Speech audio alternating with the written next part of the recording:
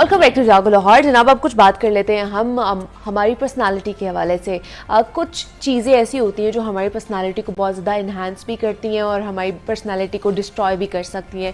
उसमें सबसे पहले एक तो हमारा अटायर आ जाता है, दूसरा ये कि हम किस तरह के दिख रहे हैं, तीसरा ये कि हमारे बाल कितने अच्छे हैं। और आजकल जिस तरह बाल जो हेयर फॉल होने का प्रॉब्लम बढ़ता जा रहा है, हर कोई आपको, वो चाहे मर्द हो या फिर ख़वातीन हो, हर कोई यही शिकायत करता हुआ नज़र आएगा कि हेयर फॉल बहुत ज़्यादा बढ़ रहा है। हेयर फॉल के साथ साथ बॉल्डनेस बहुत ज़्यादा होती जा रही है कि अगर आप अर्ली एजेस में भी हैं अपनी, या अगर आप यंग भी हैं, तो आपके आगे से बाल झड़ना शुरू हो जाते हैं, ख़त्म होना शुरू हो जाते हैं। तो इसकी क्या वजह है, रीज़न्स क्या है, कॉम्प्लिकेशंस क्या क्या हो सकती हैं, उसके साथ साथ क्या क्या ट्रीटमेंट्स हम ले सकते हैं। PRP का तो हम सब ने सुना है, क्या इसके बाद भी कोई एडवांस ट्रीटमेंट्स आ चुके हैं एस्थेटिक्स में, तो उसका क्या फ़ायदा हो सकता है और क्या बॉल्डनेस को बेहतर किया जा सकता है कि नहीं किया जा सकता। इस पर हमने बात करनी है। हमारे साथ डॉक्टर महानूर ताहिर मौजूद है इन स्टूडियोज में, एस्थेटिक सर्जन है, तो उनसे बात करेंगे कि इसका हल क्या है। डॉक्टर महानूर, आपको वेलकम कहती हूँ जागो लाहौर में। कैसी हैं आप? I am fine. कैसी हैं आप? मैं भी बिल्कुल ठीक ठाक। Love to see you. Same here. Doctor Manoor, सबसे पहले बताइए ये बॉल्डनेस की रीजंस क्या है? अच्छा। मर्दों में भी एक तो हम देखते हैं कि बहुत ज्यादा है, उसके साथ साथ अब खवातीन में भी ये चीज बढ़ती जा रही है, तो इसके बिहाइंड द रीजंस क्या है इसके? अच्छा मुनीबा, मल्टीपल है। मैं तो कहती हूँ व्यूअर्स आज कॉपी पेंसिल पकड़ लें और लिखना शुरू कर दें। सबसे पहले हेरिडिटरी जेनेटिक्स,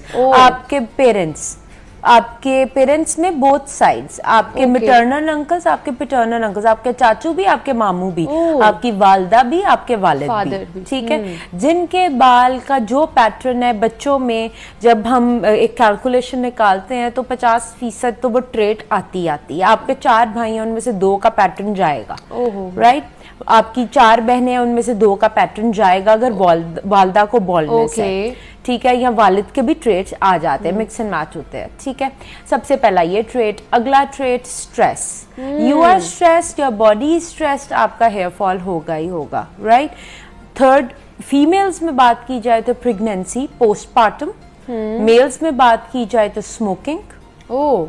अच्छा, फिर फोर्थ पे आते हैं म्यूचुअल न्यूट्रिशनल डेफिशिएंसी। ठीक है। सबसे ज्यादा तो हम फास्ट फूड कंज्यूम करते हैं, हम रेड मीट ले ही नहीं रहे, तो उसकी वजह से हमारे अंदर सबसे पहले तो आयरन डेफिशिएंसी होती है। मेल्स में भी है, नॉट ओनली फीमेल्स। लोग HB का टेस्ट करा लेते हैं और कहते हैं कि यार हमारा आयरन पूरा, that's not iron, iron is ferritin. वो फेरेटिन का टेस्ट होता है, या फिर CBC पे खर्चा कर लिया तो नीचे एक MCV होता है, अच्छा, राइट। उसको देखना है, कम तो नहीं है, लाल तो नहीं आया हुआ। अच्छा, अगर लाल है साइन उन्होंने किया, बस इसका मतलब आयरन डेफिशिएंसी है आप में, ठीक है।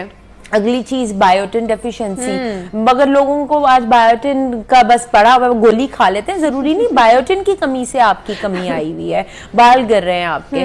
मैग्नीशियम, जिंक, ठीक है, इसका भी मैं हैक बताऊंगी। एक टैबलेट जिससे आपका हेयर फॉल रुक जाएगा। क्या बात है, राइट, अच्छा। उसके बाद आ गया आपका ये कैल्शियम की कमी, विटामिन D की कमी, ये 5th हो गया। 6th आ गया आपका जो सारा ये हेयर ड्राइंग और हीट, हेयर स्टाइलिंग। मेरे पास बहुत ज्यादा मॉडल्स, ब्लॉगर्स, मीडिया पर्सनल्स ये इसीलिए आते हैं बिकॉज उनकी रोजाना स्टाइलिंग होनी होती है, तो ऑब्वियसली हेयर लॉस हो जाता है। 7th पे auto immune disorders. Auto immune disorders में मल्टीपल रीजंस होती है, मगर जिसे आप जुबान में कहते हैं बाल चाड़, एलोपेशिया। वो पहले एक पैच में आता है, जो ही शुरू हो ट्रीटमेंट करा लें जी, जो ही शुरू हो ट्रीटमेंट करा लें, ट्रीटमेंट्स में बाद में आएंगे, ठीक है। Alopecia areata, alopecia टोटालिस।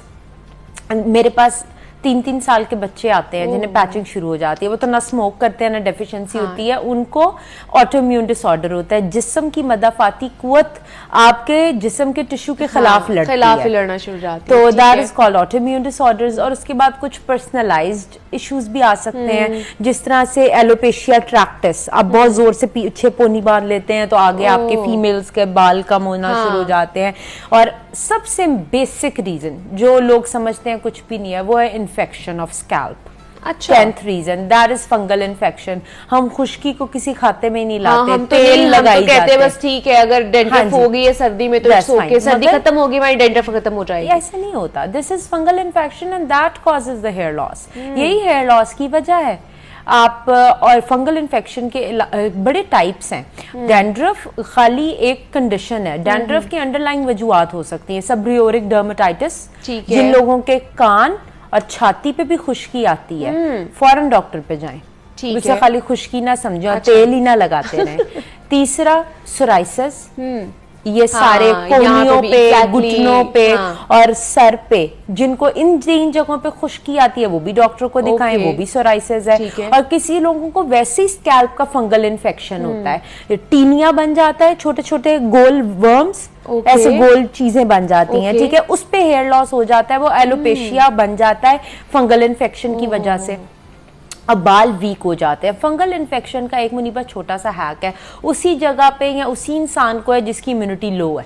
अच्छा, तो ये इम्यूनिटी से यस, ठीक है। अब सोराइसिस है, अब जो ही अपनी इम्यूनिटी बेहतर करते हैं खत्म हो जाता है। सबरियोरिक डर्मेटाइटिस में वॉश करते हैं आप, खत्म हो जाता है। Everyday you are washing yourself, ठीक है।